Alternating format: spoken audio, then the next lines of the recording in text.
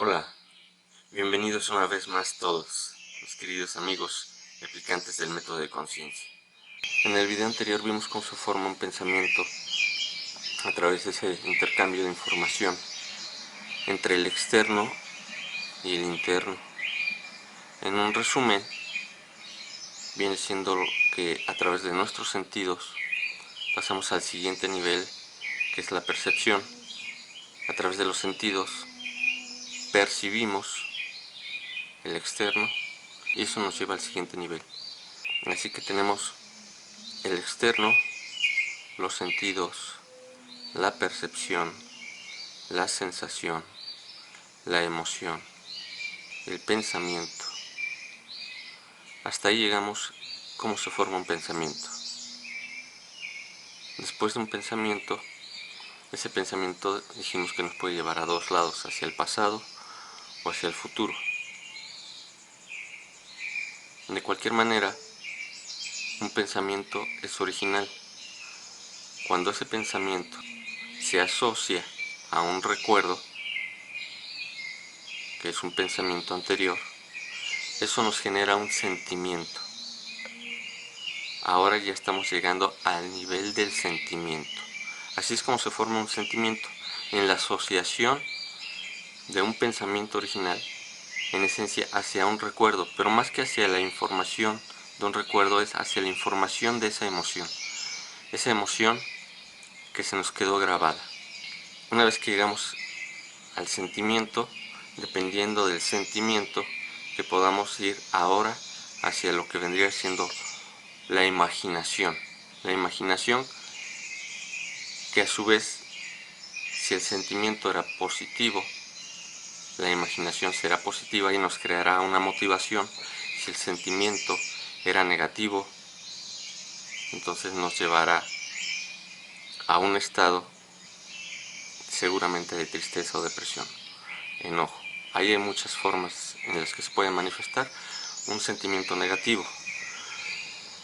¿Cómo podemos distinguir un sentimiento? Porque tenemos pensamientos, tenemos sentimientos. Hablamos también de lo que era un mito, que es la semilla generadora de todos nuestros pensamientos a través de las creencias. Las creencias dijimos que son información fijada a nivel celular. El conjunto de creencias nos generan un paradigma. Es distinto un paradigma de acuerdo a la parte social donde se manifiesta, que puede ser también dependiendo del país. No es lo mismo los paradigmas que hay en Asia o que hay en Occidente, son muy diferentes. Así que, como dijimos, un paradigma es un conjunto de creencias. En ese paradigma, que hay varias creencias, las creencias van a darle un sentido hacia los pensamientos, hacia dónde se dirigen. Es decir, el mito genera las creencias el paradigma, y el paradigma a su vez le va a dar un sentido a todos los pensamientos. Existen tres tipos de pensamientos. Tenemos pensamiento positivo, pensamiento negativo, pero tenemos uno que generalmente es desconocido, que es un pensamiento equivocado. Un pensamiento positivo podemos claramente discernir y distinguir que es algo que trae un beneficio no solo para nosotros, sino para los demás. Es un pensamiento positivo, un pensamiento, digamos, incluso inteligente. Tenemos un pensamiento negativo. Un pensamiento negativo viene generado de una emoción negativa. Que las emociones negativas vienen a su vez del temor. Un pensamiento negativo viene de una emoción negativa. De ahí que tenemos que aprender cuál es la fuente de nuestros pensamientos. Porque viene un pensamiento que es el pensamiento equivocado. Es un pensamiento que parece positivo, pero que es negativo. Pongo el ejemplo más común que generalmente utilizo. Cuando un niño corre y generalmente la madre quiere que se detenga, en lugar de decirle detente para, le dice no corras. ¿Por qué se llama pensamiento equivocado? Porque la parte consciente puede comprender esa parte, pero la parte inconsciente no lo va a comprender. El subconsciente, como ya está muy demostrado, tiene ciertas características. Es que el subconsciente no pueda distinguir entre el bien y el mal. ¿Cuáles son las características del subconsciente? El subconsciente no tiene juicio, es decir, no sabe si algo es bueno o si algo es malo. No tiene sentido del humor. Para el subconsciente cualquier broma es una realidad. Cuando una persona dice, se me olvidó algo, qué tonto soy. Cuando una persona dice algo así, conscientemente sabe que no es que sea tonto, simplemente se le olvidó algo. Fue una falta de atención, pero el subconsciente no distingue si es una broma, no distingue si es un decir. Así es que para el subconsciente, decir qué tonto soy, eso significa para el subconsciente que es tonto y lo va a convalidar, lo va a volver a probar. ¿Cómo? Que se le vuelva a olvidar algo. Otra característica más del sentido del humor es que no ve la diferencia en el tiempo, no distingue entre el pasado, presente y el futuro. Es decir, en la imaginación, por ejemplo, en la que se va hacia el futuro, para el subconsciente es algo que ocurre en el momento presente. Eso se puede utilizar de manera positiva, haciendo visualizaciones positivas. Eso lo veremos más adelante. Sin embargo, el hecho de que no distinga entre el pasado, el presente y el futuro, podemos utilizar eso para nuestra conveniencia. Pero sí hay que tener mucha atención en el sentido de que no tiene juicio, no discierne si es bueno o si es malo. Si una persona dice qué tonto soy, qué burro soy, para el subconsciente eso es real. Entonces en el pensamiento equivocado, lo que sucede es que se forman frases en las que se antepone la palabra no. Es decir, no grites, como enseñan en las escuelas, no grites, no corras, no empujes. Generalmente se le dice a los niños. Pero también cuando una persona se proyecta en una meta, o en un deseo, o en un propósito, generalmente tiende a hacer eso como fue programado o enseñado desde pequeño. Y dice, es que yo no quiero pobreza, digamos. Entonces para el subconsciente lo que entiende es, quiero pobreza. Porque la palabra no es una palabra que es transparente, desconocida para el subconsciente. Así que resumiendo, para el subconsciente la palabra no es inexistente, la desconoce.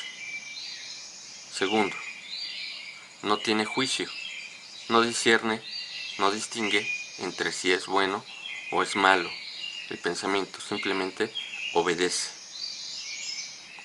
Tercero, no tiene sentido del humor.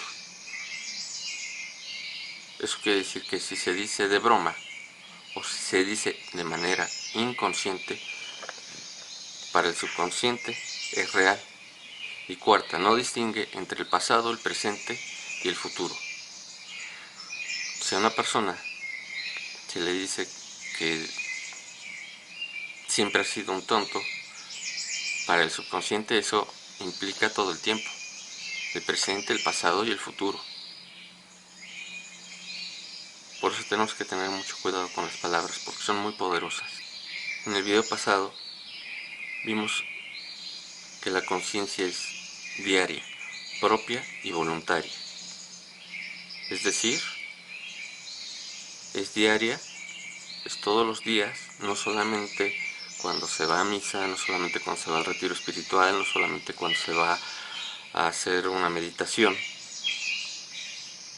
Es todos los días, es permanente, es propia, porque nadie puede hacerla por nosotros, nadie puede hacerlo por uno mismo, nadie puede crear su conciencia y transmitírnosla, y es voluntaria, nadie puede obligarnos a tener conciencia. Así que el método de conciencia lo que trabaja es que precisamente la conciencia se vuelva permanente, una conexión permanente con el todo. Como dijimos, llámale fuente, llámale Dios, llámale cosmos, universo. Para el método de conciencia es el todo. Es una conexión permanente con el todo.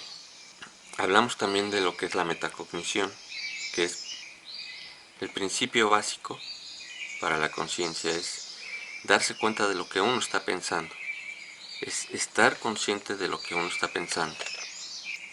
En el método de conciencia lo que hacemos es transmitir la información para que sea entendible para cualquier persona, de cualquier edad, de cualquier raza, sexo, nacionalidad.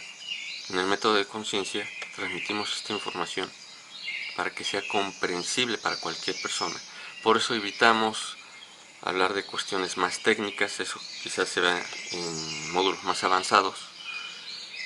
Evitamos hacer tanta biografía, hablar de las personas, de quién lo dijo, ya que en el método de conciencia lo que importa es que tú te atrevas a experimentar esta información, que la puedas convalidar, que la puedas discernir, poner a prueba por ti mismo para que tú te convenzas si es cierto o si es falso.